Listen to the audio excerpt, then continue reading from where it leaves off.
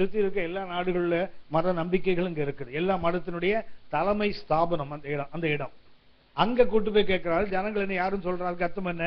மற்ற மதத்தினர் என்ன எப்படி பாக்குறாங்க? ஒன்னு என்ன சொல்லுவாங்க? அவர் உங்களை யோவான் ஸ்நானன் சொல்றாங்க. அதுக்கு அர்த்தம் என்ன? யோவான் ஸ்நானம் அர்த்தம் என்ன? உயிர்த்தெழுந்த வல்லமை. யோவான் ஸ்நானத்துக்கு அர்த்தம் என்ன? ஏரோது சொல்லுவான் தெரியுங்களா, நான் கொண்ட அந்த யோவான் உயிரோடு வந்துட்டான், ஆகவே அவனிடத்தில் அநேக அற்புதங்கள் நடக்கும் சொல்லி இயேசுவை பற்றி சொல்லுவான். அப்படின்னா இயேசுவை மற்றவங்க எப்படி பார்க்கறாங்க? அவரை மரித்து உயிர்த்தெழுந்தவராக பார்க்கறாங்க. சொல்ல போனா இயேசுவை பற்றி முதல் என்ன? அவர் ஜான் த பேப்டிஸ்ட். அதுக்கு அர்த்தம் என்ன? உயிர்த்தெழுதலின் வல்லமை சொல்லுவோம், உயிர்த்தெழுதல். ரெண்டாவது என்ன சொல்றாங்க? எலியா. எலியாண்டல் என்ன? பவர் ஆஃப் காட், தேவனுடைய வல்லமை. அடுத்தது எரேமியான்னு சொல்லுவாங்க. அதுக்கு அர்த்தம் என்னன்னா கம்பேஷன் ஆஃப் காட், தேவனுடைய மனதுருக்கம். அடுத்தது சொல்லுவாங்க ஒன் ஆஃப் தி ப்ராஃபட்ஸ். அதுக்கு அர்த்தம் என்ன சொன்னா ஃபோர்டெல்லிங், வரப்போகிற காரியங்களை முன்னாடி சொல்றதுன்னு அர்த்தம். இயேசுவை மற்ற மதத்தினர் எப்படி பார்க்கறாங்க? ஒன்று உயிர்த்தெழுந்த தேவனாக பார்க்கறாங்க. யாரவ? யோவான் ஸ்நானன். அடுத்து என்ன பார்க்கறாங்க? எலியா. அதுக்கு அர்த்தம் என்ன? பவர் ஆஃப் காட், வானத்தை கிழித்து அக்னியை கொண்டு வந்த ஒரே தேவ மனுஷன் அவர் தான். ஜெபித்து சேலஞ்ச் பண்ணி கர்த்தர் தேவன் நிரூபித்தவர். அடுத்தது என்ன? எரேமியா கண்ணீரின் தீர்க்கதரிசி, ஜனங்களுக்காக அழுது மன்றாடுகிறவன். சோ இயேசு எப்படி பார்க்கறாங்க? எரேமியா அர்த்தம் என்ன? கம்பேஷன், தேவனுடைய மனதுருக்கம். அடுத்தது என்ன? அவர் தீர்க்கதரிசிகள் ஒருவர் என்றால் கர்த்தர் பேசுவது போல பேசுகிறவன், கர்த்தருடைய வாய் அல்லது வருங்காரியங்கள் நமக்கு அறிவிக்கிறவன். சோ உலக இயேசு எப்படி பார்க்குது? ஒன்று அவரை உயிர்த்தெழுந்தவராக பார்க்குது, அது உண்மை. அடுத்தது யார்? வல்லமை உள்ள தேவன், உண்மை. அவர் யார்? ஜனங்களுக்காக மனதுருகின்ற தேவன், உண்மை. அவர் யார்? இந்த வருங்காலம் நமக்கு அறிவிக்கிறவர். இதெல்லாம் யார் பார்க்கணும்? மற்றவங்க ஒப்பீனியன்.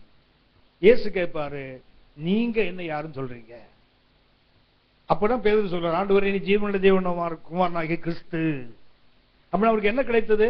ஒரு வெளிப்பாடு கிடைச்சது. தெரியுங்களா? பேதுரு என்ற வார்த்தைக்கு அர்த்தம் நீ பேதுருவாய் இருக்கிறாய், உண்மையில் என்ன செய்ய போறேன்? என் சபையை கட்டுவேன், பாதாளத்தின் வாசலதை கவனித்துக் கொள்ளும். அப்படின்னா பேதுரு என்றதுக்கு அர்த்தம் என்ன? ரெவலேஷன் ஆஃப் காட், தேவன் யார் என்ற ஒரு வெளிப்பாட்டை பெற்றவர். யாரு? அந்த பேதுரு. இன்னும் சொல்ல போனா ஸ்டேபிள் ரெவலேஷன், அதாவது நிலையான ஒரு வெளிப்பாடு என்றது. பேதுரு என்றால் வெறும் ராக் மாத்திரம் அல்ல, ஒரு பாறை மாத்திரம் அல்ல. அவர் யாரு? he had the right revelation about Jesus. இயேசுவை பற்றி ஒரு சரியான வெளிப்பாட்டை பெற்றவர், அதான் பேதுரு. சரி, பேதுரு என்றால் பாறைன்னு சொன்னீங்க. யோவான், யோவானுக்கு அர்த்தம் கமான் என்ன? யோவானுக்கா? யோவான் என்றால் கிருபைன்னு அர்த்தம். யோவான் என்றால் கிரேஸ். ஆனதான் கேத்தலிக் சர்ச்சில் அவர் அருளப்பர்னு சொல்றாங்க. அருள், அருள் என்றால் கிருபை, கிரேஸ். யோவான் கவனிச்சிங்களா? நானும் இந்தியாவில் சண்டிகர்ல இருந்து கன்னியாகுமரி வரைக்கும் கேட்டு பார்த்துட்டேன். எல்லாருக்கும் பேதுரு பேர் தெரியுது, ஏன்னா நம்ம ஆள் இல்ல, கரெக்டா தெரியுது, பாரு உடனே தெரியுது. ஆனா ஜான்னு கேட்டா ஒருத்தருக்கும் தெரியல, இதைத்தான் சொல்றான் ஜான் ஆளு. ஜான் மீன்ஸ் கிரேஷியஸ்னஸ், கிருபை நிறைந்தவன் என்ற அர்த்தம். அப்படின்னா இந்த ரெண்டு பேரும் சேர்த்தா என்ன வருது? ஒன்று உறுதியான வெளிப்பாடு, அடுத்தது என்ன? கிருபை. இந்த ரெண்டு சேர்ந்தா என்ன ஆகும்?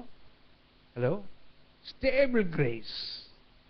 பேதுருவும் யோவானும் சேர்ந்தால் என்ன செய்யறது? ஒன்று நிலையான வெளிப்பாடு, இன்னொன்னு என்ன? கிருபை. இந்த ரெண்டு பேரும் சேர்ந்தா என்ன கிடைக்குது? ஸ்டேபிள் கிரேஸ், நிலையான கிருபை. இந்த ஆசாமி தான் என்ன சொல்ல முடியும்? எங்களை நோக்கி பாருன்னு சொல்ல முடியும். யார் சொல்றாங்க? பேதுருவும் யோவான் தான் சொல்றாங்க, எங்களை நோக்கி பாருப்பா. யார் சொல்ல முடியும் இன்றைக்கு? யார் ஒருவர் தேவனுக்குள் உறுதியான நிலைப்பாட்டோடு இருக்கிறாங்களோ, யார் ஒருவர் தேவனுடைய கிருபையோடு இருக்கிறாங்களோ அவங்க தான் சொல்ல முடியும். சோ இந்த ரெண்டு பேருக்குள்ள இருந்து 7 தன்மைகள் சொன்னேன். கடகடன்னு சொல்லிட்டு போறேன். இன்னைக்கு டிராபிக் கொஞ்சம் ப்ராப்ளம் ஆச்சு. நாளைக்கு 5 மணிக்கே வந்துடுறேன். சரியா? நீங்க வழக்கம் போல 7:30 வாங்க, நான் 5 மணிக்கு வந்துடுறேன். நான் நினைச்சேன் நாளை கழிச்சு தானே தீபாவளி, இன்னைக்கு என்ன பிரச்சனை வரப்போகுதுன்னு நினைச்சு வழக்கமா சர்ச்சுக்கு வர டைமுக்கு வீட்டுல இருந்து கிளம்பிச்சேன். அதான் நான் பண்ண தப்பு. பெருங்குளத்தூர் தாண்டறதுக்கு 1 மணி நேரம் ஆயிருக்குது. இவ்வளவு ஆள் எங்கதான் இருக்கிறான், எவ்வளவு பஸ் கார் எங்கதான் இருக்குன்னு எனக்கு இன்னும் புரியல. ஜோ கூடுவாஞ்சேரி தாண்டறவருக்கு இன்ச் பை இன்ச்சா வந்திருக்குது. சாரி, லேட் ஆயிடுச்சு, இன்னைக்கு மன்னித்துக் கொள்ளுங்க. நாளைக்கு கண்டிப்பா சீக்கிரம் வந்துடுவேன். சரி, நீங்க வரலன்னா நான் வந்து உட்கார்ந்து பாடிட்டு இருப்பேன். சரியா? இந்த யோவான் அதை ஏன் அப்படி சொல்றேன்னா, அடுத்த நிலைக்கு போகணும். அதுக்கு என்ன வேண்டும்? இந்த ரெண்டு பேரும் சேரணும். அதுக்கு அர்த்தம் என்ன? ஒன்று நிலையான ஒரு தன்மை, அடுத்தது என்ன? கிருபை நிறைந்த வாழ்க்கை. இந்த ரெண்டும் நம்ம வாழ்க்கையில இணைந்தால் கண்டிப்பா நாமும் சொல்லலாம், எங்களை நோக்கி பாரியான்னு சொல்ல முடியும். அந்த ரெண்டு பேரும் 7 அனுபவம் சொன்ன தெரியுங்களா? அதை கடக்கடன்னு சொல்லிட்டு போறேன். நீங்களும் அப்படி புரிஞ்ச மாதிரி கொஞ்சம் அப்படி நடிச்சுக்கிட்டே இருங்க. சரியா? 1 3ஆம் அதிகாரம் 1ஆம் வசனம் வாசிங்க. அப்போஸ்தலர் 3ஆம் அதிகாரம் 1ஆம் வசனம். ஜெப வேளையாகிய 9ஆம் மணி நேரத்திலே, ஜெப வேளையாகிய 9ஆம் மணி வேளையிலே பேதுருவும் யோவானும் தேவாலயத்துக்கு போனார்கள். கவனித்துக் கொள்ளுங்கள். பைபிள்ல 2 பேரும் சொல்லி முதலாவது எழுதப்பட்ட வசனம் இதுதான். பேதுருவும் யோவானும் இணைந்து பைபிள் எழுதப்பட்ட அவங்க மாத்திரம் இணைத்து எழுதப்பட்டது இதுதான் முதல் வசனம். அவங்களுடைய முதல் அனுபவம் என்ன தெரியுங்களா? Regular prayer life. அந்த 2 பேர்ட்ட முக்கியமா கவனிக்க வேண்டிய என்ன தெரியுங்களா? பிரேயர் லைஃப்ல என்ன இருந்தது? ரெகுலர்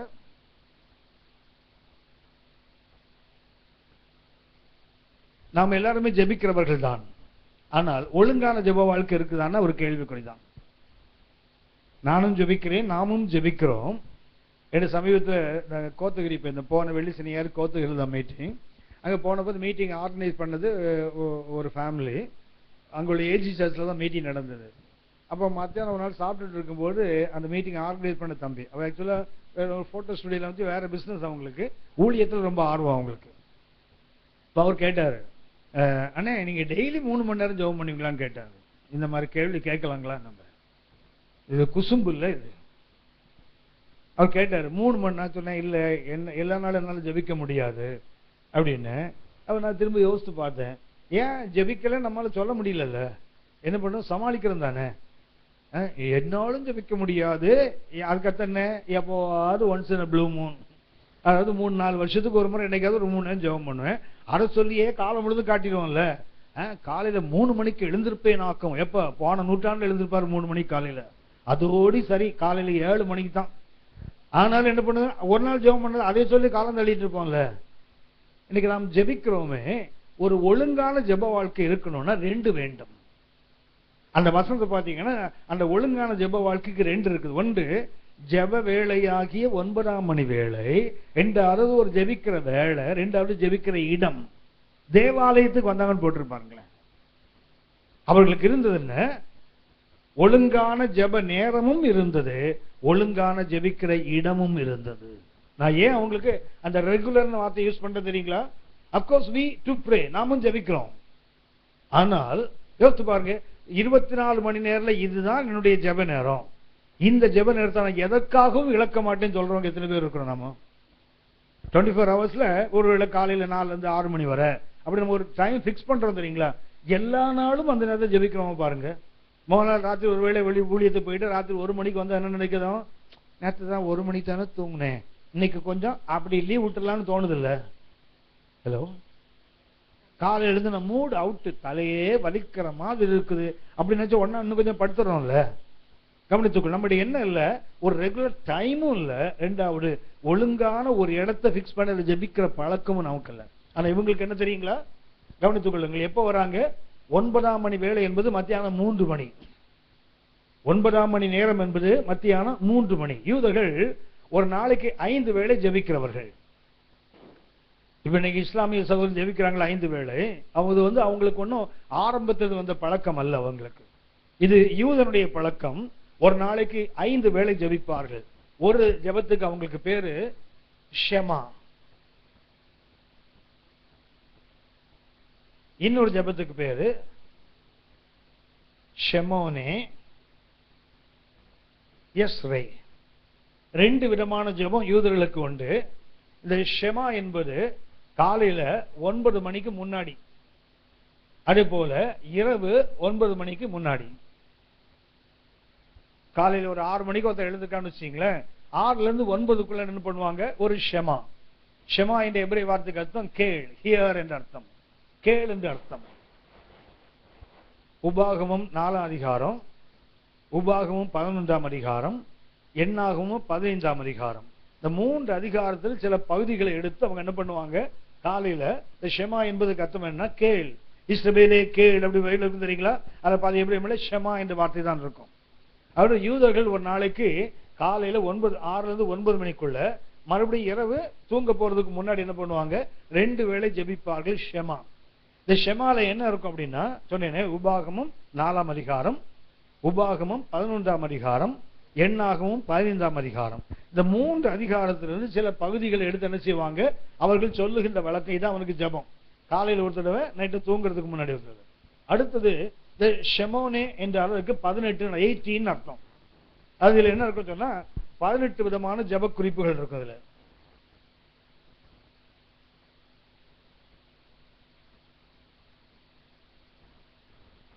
அந்த ஷெமோன் இஸ்ரேல் இருக்கும், 18 விதமான ஜெப குறிப்புகள் இருக்கும். இத ஒரு நாளைக்கு காலையில 9, மதியம் 12, மாலையில 3 மணி. இது 1, இது 2, இது 3, இது 4, இது 5. ஒரு நாளைக்கு அவங்க எத்தனை வேளை ஜெபிப்பாங்க, 5 வேளை. 2 ஷெமா, 3 ஷெமோனை எஸ்ரே. இது காலையில 6 to 9க்குள்ள, மறுபடியும் இரவு தூங்க போறதுக்கு முன்னாடி இது ஷெமா. ஷெமோனை எஸ்ரே காலை 9 மணி, மதியம் 12 மணி, மாலை 3 மணி. சரியா? மொத்தம் 5 வேளை. இப்போ பேதுரு யோவான் ஜெபம் பண்ண போறாங்க தெரியுங்களா? எங்க போறாங்க? இந்த டைம்ல போறாங்க.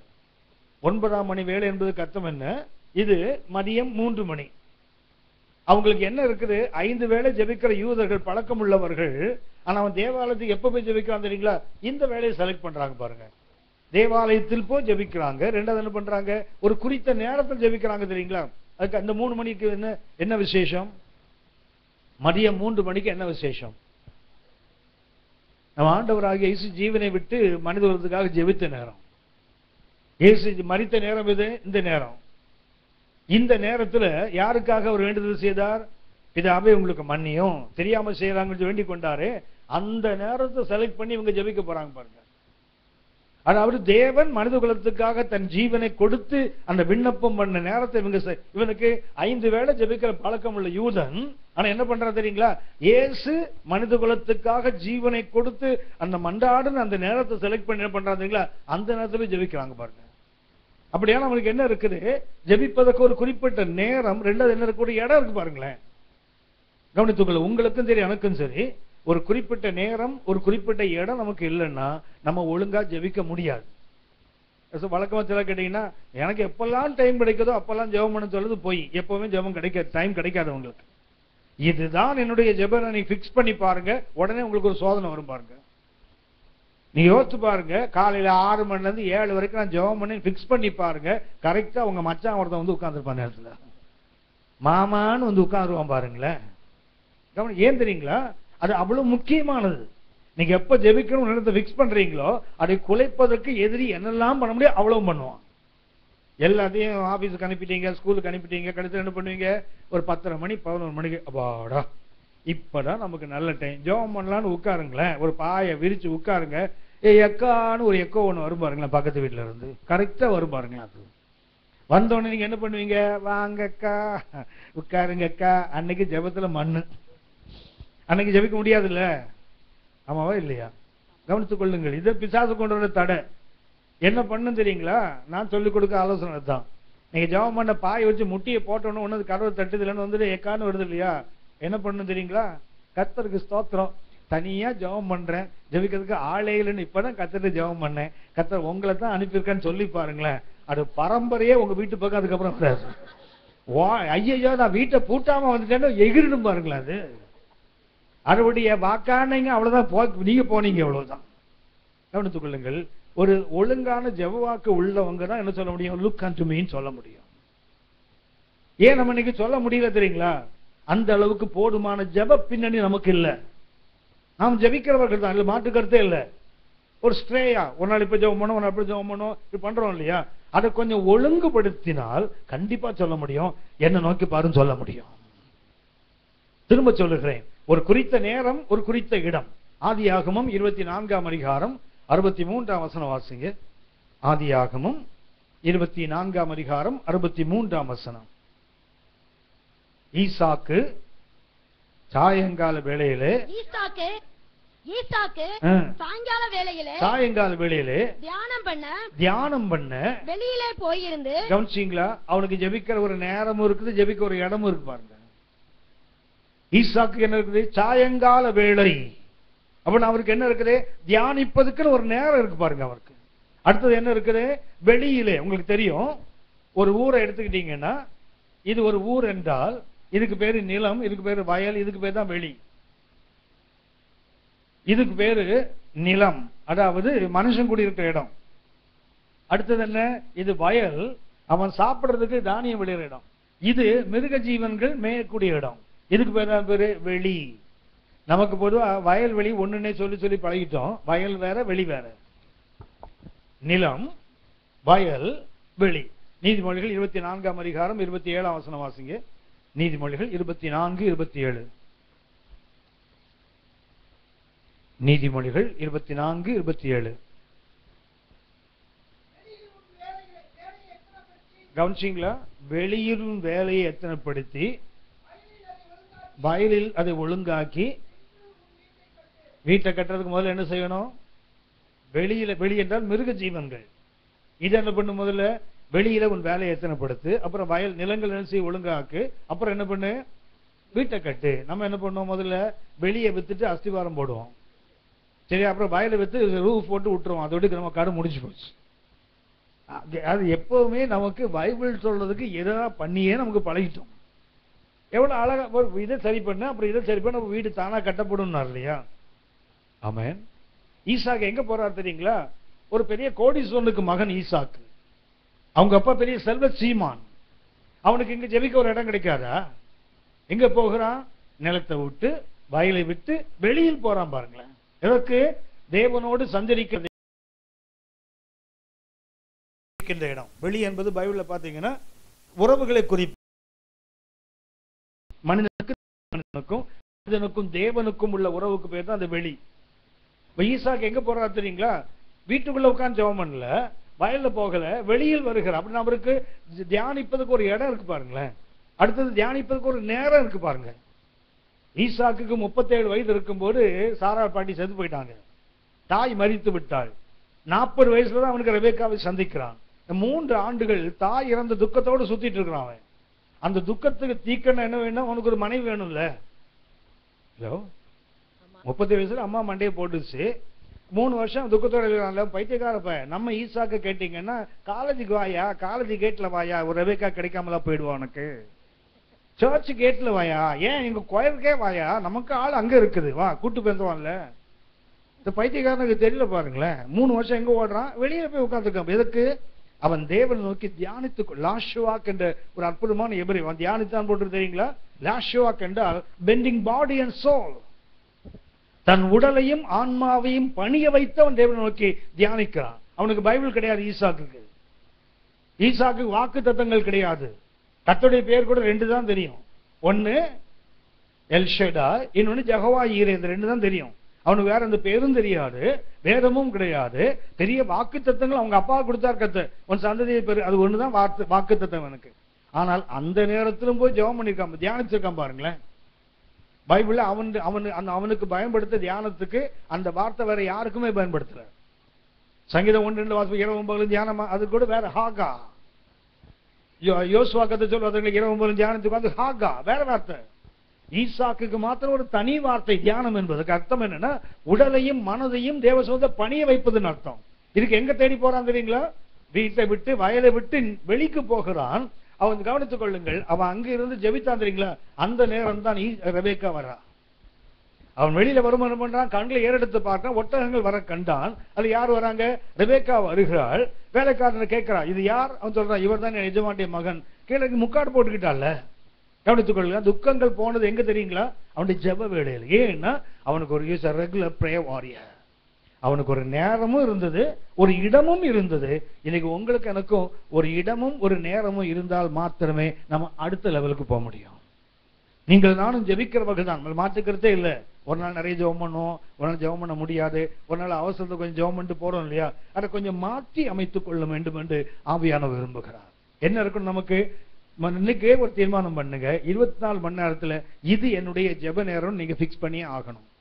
ரெண்டாவது, இது என்னுடைய ஜெபிக்கிற இடம்னு ஒரு இடத்தை பிக்ஸ் பண்ணுங்க. ஏன்னா எப்படி டைனிங் டேபிள் கிட்ட போனீங்கன்னா பசி வருதோ, எப்படி கிச்சனுக்கு போனா வாந்தி வருதோ, எனக்கு சிலருக்கு சாப்பாடு பார்த்தோன்னா வாந்தி வரும். அங்க வர வாசனையை கேட்டுனா இது குடலையே போறட்டும் அப்பா, ஹோட்டலுக்கே ஓடலாம் ஓடுவான்ல. ஒரு முறை எங்க சர்ச்சில் தாம்பரம் பிலடெல்பியா சர்ச்சில் நான் பேசும்போது சொன்னேன், ஊழியம் செய்யாத கணவர்களுக்கு வீட்டுல சாப்பாடு போடாதீங்கன்னு. சிஸ்டர் சொன்னேன், ஊழியம் செய்யறியா, சாயங்காலம் வேலைக்கு போயிட்டு வர்றாரா, இன்னைக்கு யாருக்காவது சுவிசேஷம் சொன்னீங்களா?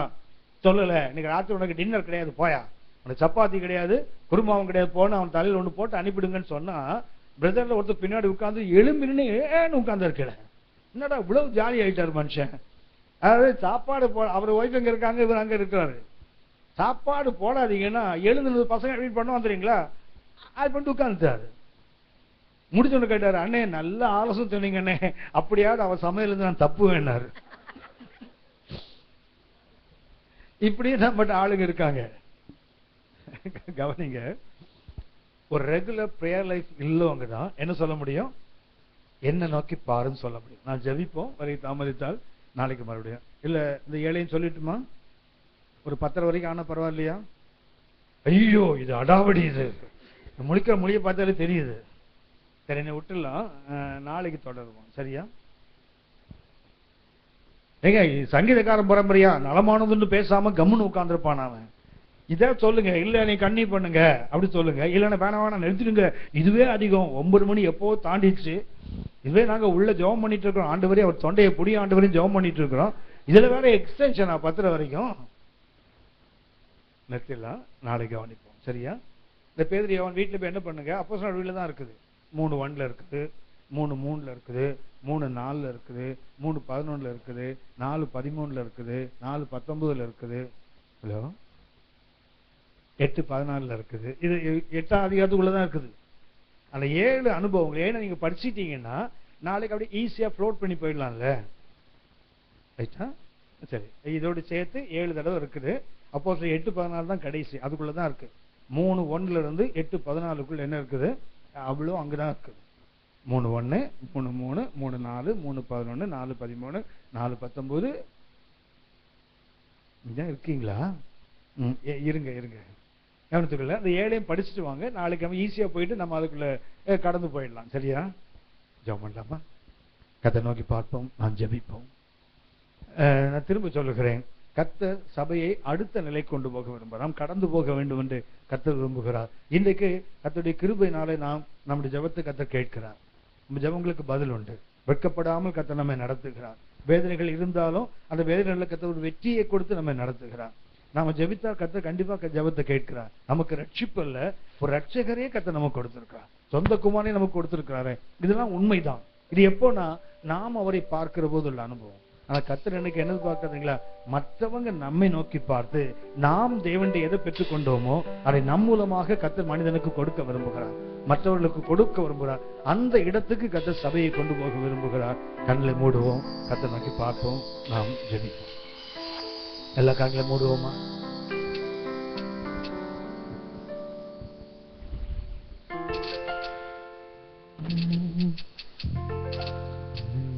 ஜப வேலை உமை தேடி வந்தே,